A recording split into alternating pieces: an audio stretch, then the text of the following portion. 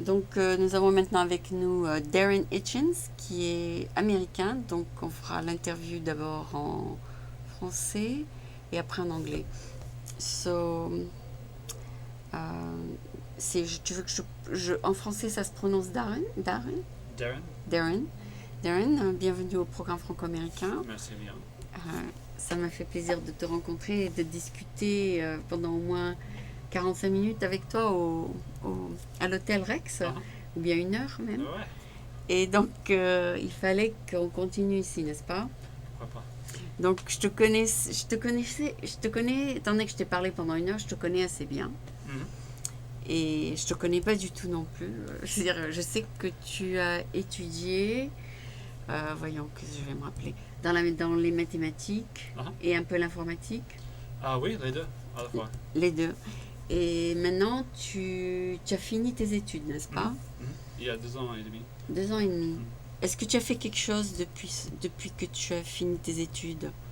À peu près, j'ai travaillé dans le secteur de finance ici à San Francisco. Ah, tu as travaillé? Ouais, jusqu'à Une banque? C'était dans un start-up qui fait des analyses et envoie ces infos dans les clients qui ont envie de faire leur investissement dans le marché. Est-ce que c'est une start-up qui continue et qui a...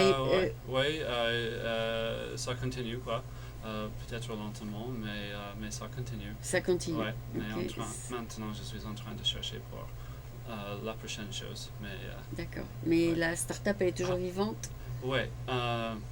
Plus ou moins. Plus ou moins. D'accord, parce que des fois, si on passe pas après le 3e round of funding, des fois, il n'y a plus d'argent, n'est-ce pas? Ouais, ils ont économisé quoi. Et donc... Ils peuvent continuer un petit peu? Ouais. C'était simplement le secteur de R&D quoi, qui était supprimé dans la boîte pour l'instant. Donc maintenant, je cherche pour autre chose quoi. C'était pour le but de leur software, c'était de faire quoi? En fait, c'est des analyses en temps réel de ce qui se passe dans le marché ici aux États-Unis. Ah, la bourse? Ouais, comme ça. Alors, c'est des infos que tout le monde peut utiliser pour profiter de ce qui se passe dans le marché pour les investisseurs, aussi pour les grandes banques. Il y a Fidelity, d'autres banques comme ça. Il y a une compagnie qui fait ça, c'est Zynga, je crois. Je crois que c'est plutôt des jeux. Non, c'est similaire au nom Zynga, mais c'est peut-être... enfin, c'est similaire comme nom, mais il y a quelqu'un qui est passé sur le programme qui fait aussi accès en temps réel des changements dans le marché. Okay. Donc, il y a d'autres personnes qui ont peut-être eu la même idée. Ouais.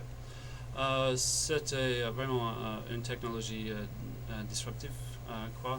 Oui. Et c'était une bonne idée, mais je pense qu'il faut plus de temps pour que ça soit un succès pour tout le monde. Oui, il y a des startups, c'est pas encore le moment. Et donc, s'ils commencent peut-être plus tard, ça aura plus de chances que tout de suite. C'est un timing. Donc, il y a des startups qui ont complètement échoué, et puis s'ils se recommencent aujourd'hui, ça marche très bien. Donc, c'est tout about timing, je sais pas. Est-ce que tu vas commencer ta propre startup peut-être? Éventuellement, oui. J'ai un petit frère, lui aussi, il fait beaucoup de choses avec la technologie, l'informatique. Moi, je me concentre avec les maths, avec la recherche opérationnelle, autre chose comme ça, c'est technique. Ah, tu veux aider ton frère? Peut-être, il peut m'aider aussi. Mais oui, ma famille, tout le monde à peu près s'intéresse avec la technologie parmi autre chose. Mais ton frère, il a une idée? Quelques-uns, oui, en fait. Quelques-unes? Merci. Pour l'instant, ce qu'il fait, en fait, c'est de créer un programme dans les salles de classe au lycée avec quelques amis qui sont des professeurs. D'enregistrer les cours? Pas enregistrer, non. En fait, d'aider dans l'enseignement des cours dans les classes au lycée avec la technologie. Est-ce que tu as entendu parler de e-learning? C'est pas... Ouais, j'ai entendu parler. Ils filment des cours que les gens peuvent regarder sur l'internet. C'est pas ça du tout? Non, pas du tout. En fait, tous les étudiants dans les cours, quoi, passent beaucoup de temps à étudier leur portable, faire tout ça et ne pas regarder le professeur dans le cours. Alors l'idée de mon petit frère, en fait, c'est de utiliser ces technologies-là pour assister, en fait, le professeur à enseigner mieux. En fait. Alors, c'est une espèce d'examination et réponse avec les portables pour avoir... tout de suite, voilà. pour savoir s'ils ont écouté. À peu près, oui. Des quiz, quoi, des petits examens. Au milieu du cours. Pendant le cours. Ah, j'ai jamais pensé à ça. Mais si un jour tu es distrait, tu daydream, tu n'auras pas des bonnes notes. Voilà. C'est ça? Oui, c'est ça. D'accord. Est-ce que c'est pour tous les âges? Ouais. Surtout, je crois, pour les jeunes qui ont du mal à concentrer peut-être dans le cours de lycée, quoi, ou au collège. Ah, lycée et collège, d'accord. Donc le professeur peut interrompre ce qu'il dit et dit on va voir si vous avez compris. Ouais. Et en fait, moi ce que j'ai étudié en fait a été les mathématiques, voir avec le feedback, autre chose comme ça. Et même en dehors du domaine de l'informatique et de la technologie, on peut utiliser les mêmes genres d'idées avec les personnes vivantes, quoi, dans la salle, dans un cours autre part.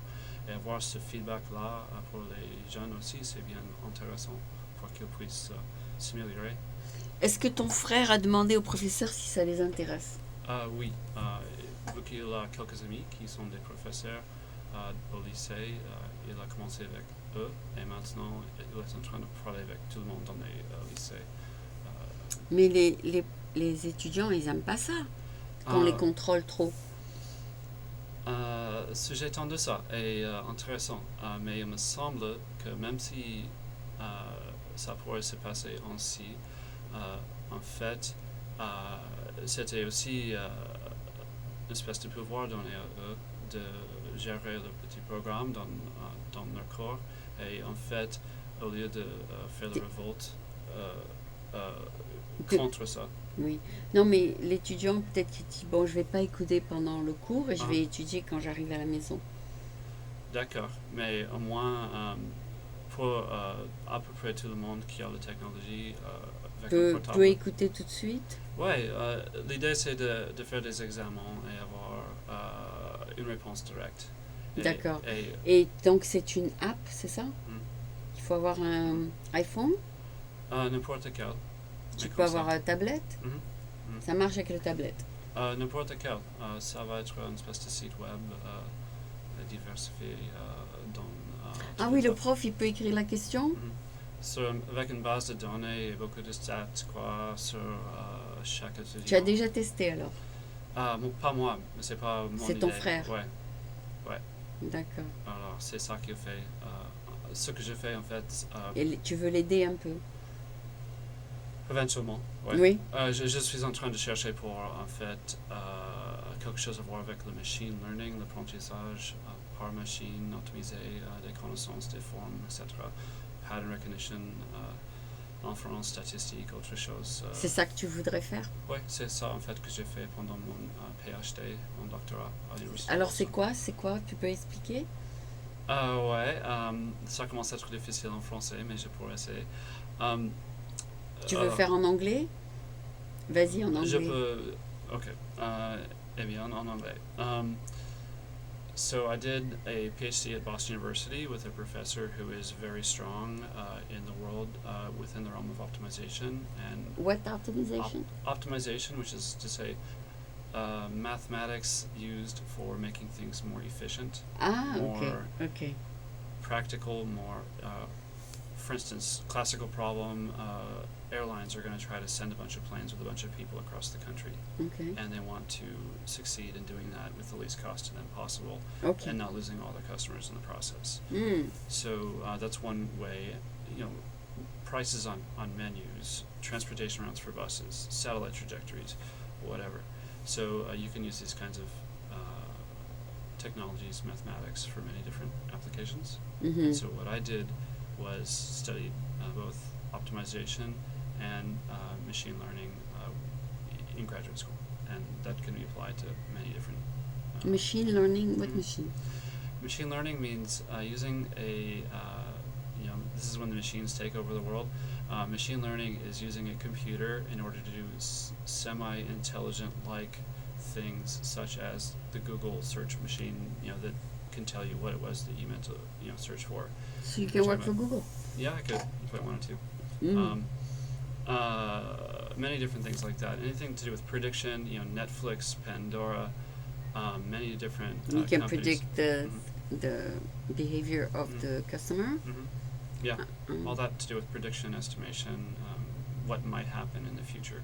Really? Stuff like that. That's interesting. Yep, a lot of different applications. They say you can test the intelligence of a person by how far in the future they can see. Or how far they can guess. That sounds like chess or something. Yeah.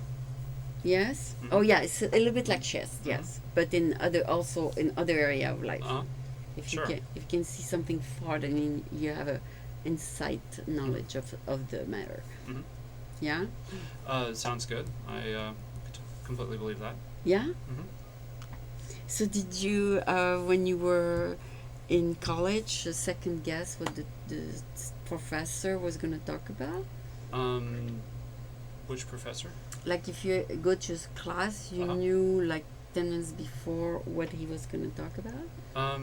Yeah, I mean, it sort of depends on which class, which professor. I had some ones that were better and worse, but I had a lot of good teachers for sure, and I've been to several different universities along the way. So yeah, I think that did not have too much trouble with, second guessing? Yeah. That's good. And then you passed, and then now you are able to work. So you mentioned startups. Is there one of the ideas that are yours specifically? That would be the basis upon which to establish a new startup? For you, yeah. Do you have an idea yourself in a drawer somewhere? I think of them every so often, maybe once a week or whatever. And what's the idea? Tell us. My last idea. Oh, you don't want to reveal? Yeah, actually, this one I could probably reveal. I have a French friend. I've been hanging out with a lot of French people here in town. Yeah. And he has been doing a lot of kind of learning and sort of virtual classroom stuff or physical classroom stuff for people trying to get technologically established within what's gone on in the world of informatique, of computing in the last few years. And so what I'm thinking is actually having spoken with a lot of recruiters recently who are doing a lot of work and trying to find me what I might want to do next. My greatest idea for what would help the world along is actually get all the recruiters together and start teaching them about all the different technical domains so that everyone is kind of on the same page with respect to what means what and what we're doing and what we can do and what we don't know about and all that. Okay. So we'd actually be teaching like the recruiters. Skype? Yeah, something like that, or in person, but something to actually help distribute this information so that everyone has a common vocabulary. Do you like the idea of interviews online? Like you see the recruiter on an image somewhere, video interview? Sure. You like the idea? You don't think it's impersonal, not to see the person? It can be more effective rather than flying to New York or other things like that. Oh, okay. In this context, when I was talking about recruiters, I was thinking more of a chercheur de tête, someone who works for you to help place you in another company. So do you have one on your particular case? Multiple. Multiple? Yeah, a lot more than one. Oh. But yeah, it's interesting. Are they good? It's not recruiters, it's like agents, right? Yeah, but I mean, they call themselves recruiters, sorcerers, a lot of other things. But it's been interesting recently because there's a huge technology divide between human resources on the company side, recruiters, the agents on our side, and then actually the technical stuff that I'm trying to talk about with the employer. Yeah, so it's like the engineers need to talk to the engineers in order to find out what the engineers need, but in between there's sort of a huge divide. Did you find that the recruiter understands you?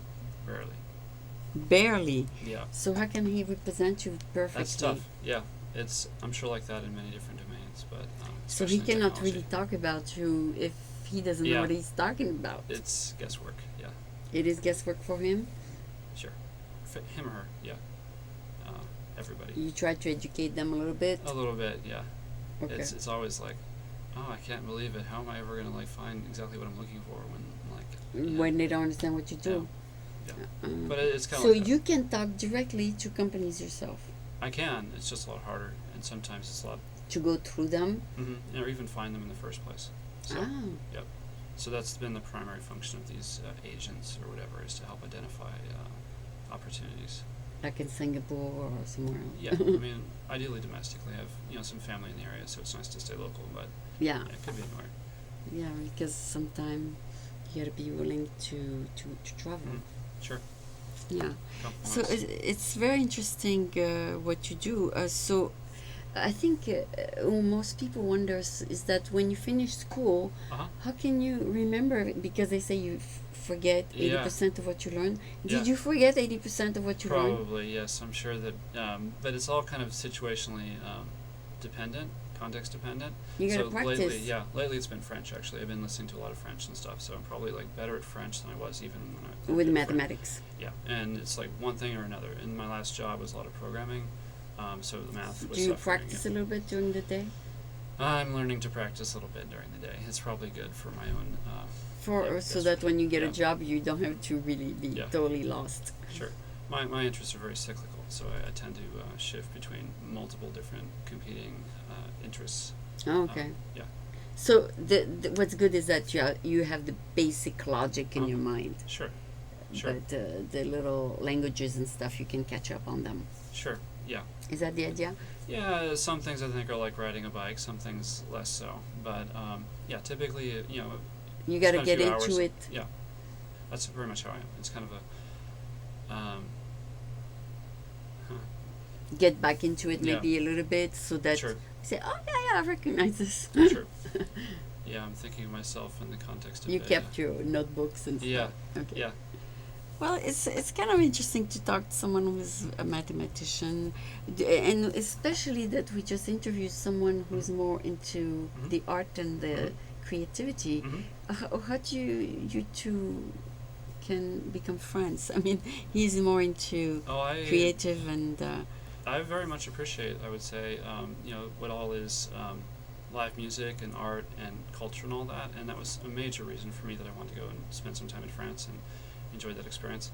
I've actually played clarinet off and on since I was when you were young? Okay. Yeah, 9 or 10, marching band, symphony, all that. In middle school and high school. Okay, so you're musically oriented a little bit. Somewhat, yeah. I would not make any comparison. Yeah, you gotta practice a lot, right? Sure. But anyway, it was a pleasure talking to you. I know you're short of time, so I don't know how much more time you have, but if you want to go back to French, we can. Ok. Tu veux finir l'interview en français? Pourquoi pas. D'accord. Donc, je voulais que tu me parles un petit peu de ton expérience en France. D'accord. Combien de temps as-tu passé en France? 15 mois. 15 mois. Et c'était au sud, au nord? À Grenoble. J'étais à Grenoble. C'est une ville universitaire? Oui, en fait, il y a plusieurs universités à Grenoble. Il y a le cas de Joseph Fourier, et après l'université Stendhal où j'étais. Après, il y a le CEA, il y a autre chose dans le ville. Est-ce que tu es allé pour étudier? Ouais, mais pas pour étudier ce que j'avais étudié aux États-Unis. J'y suis allé pour étudier le français. C'était pas pour ton major? Pas du tout. Pas du tout, ok. Et tu as appris le français alors? Ouais, j'avais commencé au collège et au lycée, mais je n'avais pas fait grand-chose avec pour 10 ans pendant que je travaillais. Et après que j'ai fait un master, j'avais décidé que ce que je voulais faire en fait, c'était tout ce que j'avais pas pu faire dans l'entretemps. D'accord. Je suis parti pour étudier. Il y avait des services culturels américains à Grenoble? Ouais, j'y étais placé avec une boîte qui accueillit les étudiants étrangers, surtout les Américains. Et cela s'appelait US, comme ça. Oui. American Study Abroad, quelque chose comme ça, si tu traduis. Et bien, j'ai commencé avec eux, et après j'ai resté pendant que tout le monde est rentré chez nous aux États-Unis. et j'ai passé un été là-bas. Après, j'ai commencé à travailler en France. Ah oui, Avec, qu'est-ce que tu as fait en France? J'étais une espèce de technicien des bases de données. Dans une compagnie Ouais, américaine? non, c'était le Deutsche Telekom T-Systems. Ah d'accord. Et eux, ils faisaient les conseils pour HP, ce qui était une boîte américaine. Ah bon. HP. Donc, C'était une boîte internationale. Yeah, D'accord. tout à fait. Et tu te sentais bien pour ton premier job? Tu te sens... Ouais, c'était un peu difficile au début, mais je me suis amélioré. Et tu parlais en français dans le travail? Ouais, moitié-moitié. Ah oui, et de temps en temps il y avait du Dutch. Non, ce qui est marrant, il me semble, même s'il y a une réunion avec les Italiens et les Allemands, ça se passe en anglais. Ah Même bon. si c'est les Chinois et Donc les Français, ça se passe en anglais. c'était en anglais pour que tout le monde comprenne? Normalement, ouais. De temps en temps, c'était que français, avec les gens qui parlaient que français, mais c'était comme la moitié. Ah bon, bah c'est bien ça alors pour toi. Mhm. Un peu comme Ouais. l'interview là.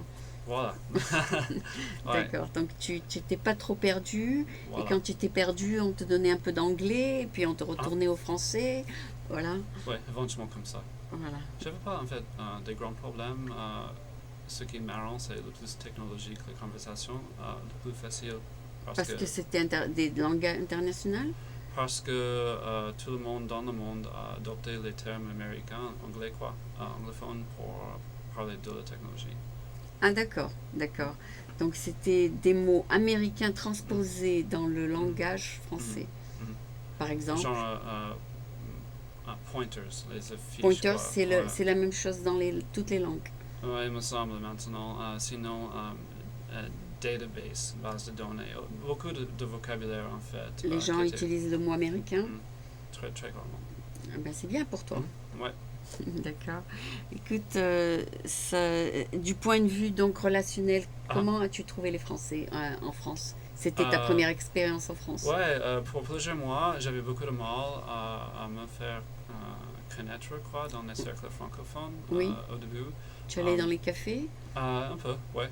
Et c'était simplement plus facile avec mes amis. J'avais des amis américains, anglais, suédois, etc.